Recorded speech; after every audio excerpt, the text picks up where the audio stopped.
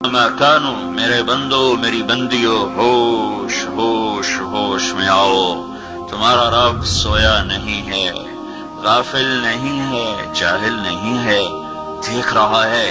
رات کی تہجد پڑھنے والی کو بھی دیکھ رہا ہے، رات کے ناچنے والی کو بھی دیکھ رہا ہے، ہوٹلوں کی محفلیں بھی اس کے سامنے، مسلح کی آہیں اور آنسو بھی اس کے سامنے، قرآن کی تلاوت بھی سنتا ہے اور گانے کی لے بھی سنتا ہے، قرآن کی تلاوت پر بہتے ہوئے آنسو بکتا ہے اور ناچ گانے پر تھرکتے ہوئے بدن بھی دیکھتا ہے۔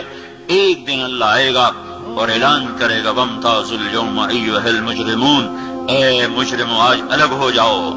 جرم کی انتہا کا نام قیامت ہے، جب زمین کپ کپائے گی، آسمان تھر تھرائے گا، پہاڑ ریزہ ہو جائیں گے، پانیوں میں آگ لگ جائے گی، جیدار بھی مر جائیں گے، بے جان بھی مر جائیں گے۔ اذا السماء انفطرت، آسمان پھٹا، واذا الكواكب انتثرت، ستارے ٹوٹے، واذا البحار فجرت، سمندر ابل پڑے، واذا البحار سجرت، سمندروں میں آگ لگ گئی، واذا الارض مدت، زمین پھیلتی چلی گئی، والقت ما فيها وتخلت، اندر کا باہر، باہر کا اندر، اور واذا الجبال سيرت، پہاڑ ریزہ ریزہ دھنی ہوئی روئی کی طرح اڑا دیے گئے، اور ساری کائنات پر اللہ نے حکم دے دیا موت دے دو۔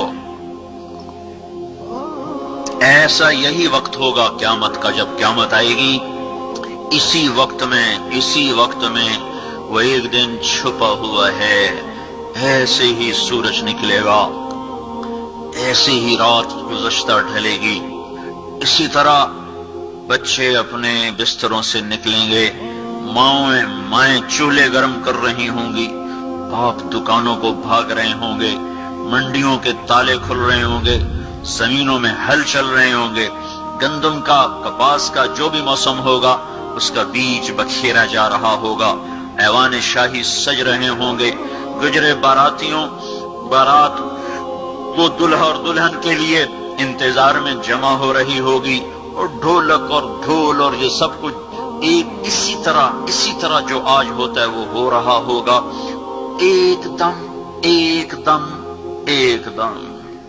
فَإِذَا جَاءَتِ الطَّامَّةُ الْكُبْرَى فَإِذَا جَاءَتِ الصَّاخَّةُ، ایک آواز آئے گی۔ میرے نبی نے اتنا نقشہ کھینچا کہ دکاندار نے کپڑا کھولا ہوگا اور وہ میٹر یا گز کے ساتھ اس کو ناپ رہا ہوگا، اور ادھر گاہک نے بٹوا نکال کے جیب سے پیسے نکال کے ان کو گننا شروع کیا ہوگا، اور وہ ناپ کر کینچی ڈالے گا، اور وہ پیسے آگے بڑھانے کے لیے ہاتھ آگے کرے گا، ایک دھماکہ ہوگا، وہ کینچی گر جائے گی، پیسے اڑ جائیں گے، جھاڑو گر جائیں گے، مائیں بچوں کو ناشتہ کروا رہی اسکول بھیجنے کے لیے، نوالے منہ میں جانے کی بجائے زمین پہ گر جائیں گے، اور بچیاں کوئی وردی پہن رہی ہے، کوئی پہن چکی ہے، کوئی بستہ اٹھا رہی ہے، کوئی اٹھا چکی ہے، بستے بکھر جائیں گے، آنچل اڑ جائیں گے، مائیں ناآشنا ہو جائیں گی، باپ پہچاننے سے انکار کر دیں گے، ہر انسان بھاگے گا۔ یوم یفر المرء من اخیہ وامہ وابیہ وصاحبتہ وبنیہ، بھائی سے، ماں بیٹی سے، بیٹا ماں سے، میاں بیوی سے، بیوی خامن سے، دوست سے بھرے گھر چھوڑ کے لوگ بھاگیں گے کہ چھتیں اوپر آ رہی ہیں، شیر دھاڑنا بھول جائیں گے، ہاتھی چنکھاڑنا بھول جائیں گے، بھیڑیے غرانا بھول جائیں گے، سانپ پھنکارنا بھول جائیں گے، عقاب جھپٹنا بھول جائیں گے، پانی اپنی روانی بھولے گا، پہاڑ اپنی سختی بھولے گا، پھول اپنا کھلنا بھولیں گے، اور مکین اپنے مکان بھول جائیں گے، بھاگیں گے۔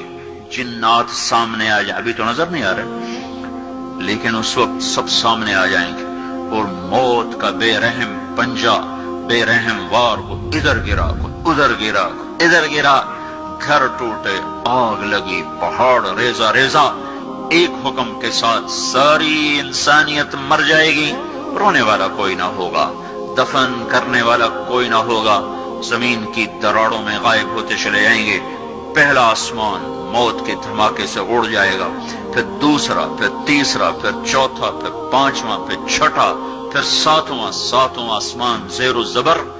ملک الموت آج پسینے پسینے ہو رہا ہے، ہوتا نہیں ویسے ہی کہہ رہا ہوں، پسینے پسینے ہو رہا ہے کہ آج کام بہت بڑھ گیا ہے، سارے دنیا کی جانداروں کی جان نکالنی ہے۔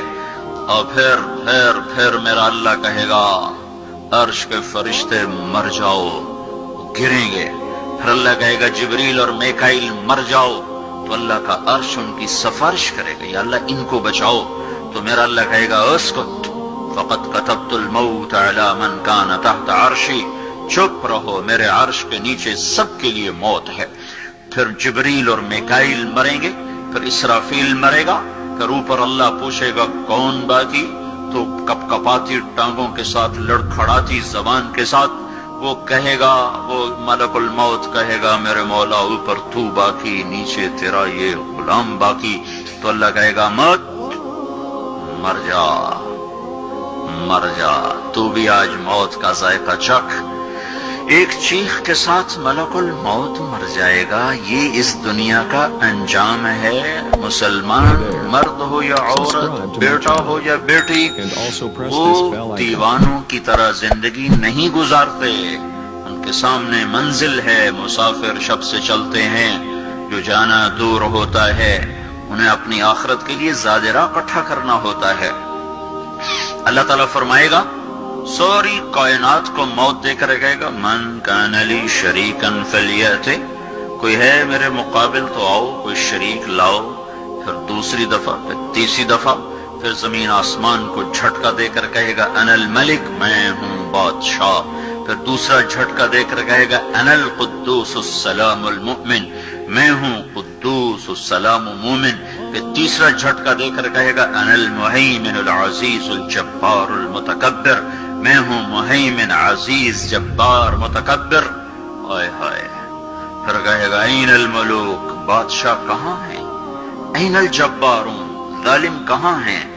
این المتکبرون، ایڑی مار کے چلنے والے، حسن و جمال پہ نخرے دکھانے والے، مال دولت کے غرور میں کسی کو خاطر میں نہ لانے والے، کہاں چلے گئے؟ این ہم، کہاں ہیں؟ لمن الملک اليوم، آج کس کی بادشاہی ہے؟ کوئی جواب دینے والا نہ ہوگا۔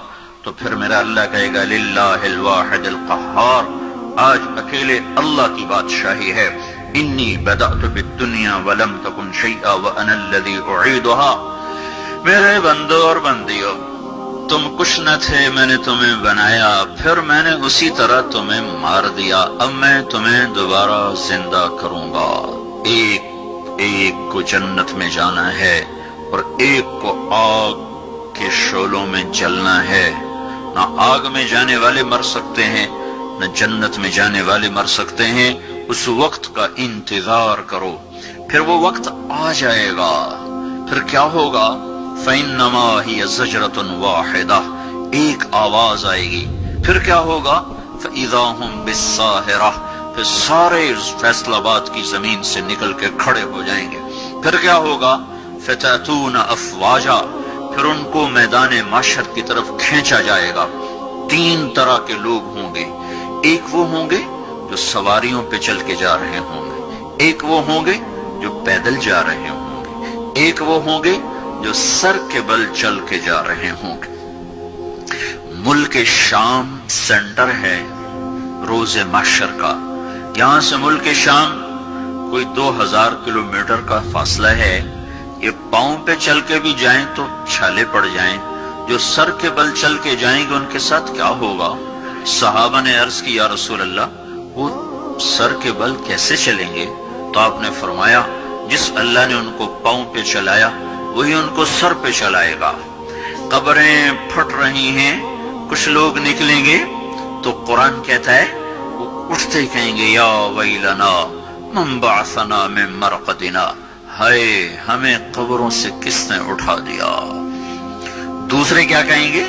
هذا ما وعد الرحمن وصدق المرسلون، تم ہمارا دنیا میں مذاق اڑاتے تھے نا، بڑے آئے نیک پاک، بڑے آئے حاجی نمازی، بڑی آئی پردہ دار، بڑی آئی تسبیح پڑھنے والی، جو ہوگا دیکھا جائے گا، جو ہوگا دیکھا جائے گا۔ آج دیکھو، آج وہی دن ہے جو ہم تمہیں بتایا کرتے تھے اور تم ہمارا مذاق اڑایا کرتے تھے۔ یہ وہ دن آ گیا جس کا اللہ نے وعدہ کیا تھا اور نبیوں نے سچی خبر دی تھی۔ کچھ لوگ قبروں سے نکلیں گے تو ان کا حال کیا ہوگا؟ کأنما اغشیت وجوہہم قطعا من اللیل مظلما، ان کے چہرے کالی رات کی طرح تاریک ہوں گے۔ اور کچھ لوگ قبر سے نکلیں گے تو ان کے چہرے کیسے ہوں گے؟ وجوہ یومئذ ناعمہ لسعیہا راضیہ، ترو تازہ، حسین، جمیل، خوبصورت۔ کیسے ہوں گے؟ وجوہ یومئذ مسفرہ ضاحکۃ مستبشرہ، مسفرہ چمکتے ہوئے، ضاحکہ ہنستے ہوئے، مستبشرہ مستبشرہ۔ تھوڑی سی میں اس کی وضاحت کروں۔ میک اپ کے ساتھ چہرہ چمکایا جا سکتا ہے اور کھوکھلی مسکراہٹ کے ساتھ ہونٹوں کو سجایا جا سکتا ہے، لیکن جب اندر میں غم اترے ہوئے ہوں تو جس کی نظر باریک ہوتی ہے وہ پہچان لیتا ہے کہ یہ مسکراتا چہرہ تو لوگوں کو دکھانے کے لیے ہے، پس پردہ تو غم نظر آ رہے ہیں۔ جس مرد عورت کے اندر میں خوشیاں اتر جائیں اور اندر سے وہ خوش ہو، اس کو عربی زبان میں کہتے ہیں استبشار۔ بشرا ہذا یا بشرا ہذا غلام، جو یوسف علیہ السلام کے نکالنے والے نے نعرہ لگایا تھا، یا بشرا۔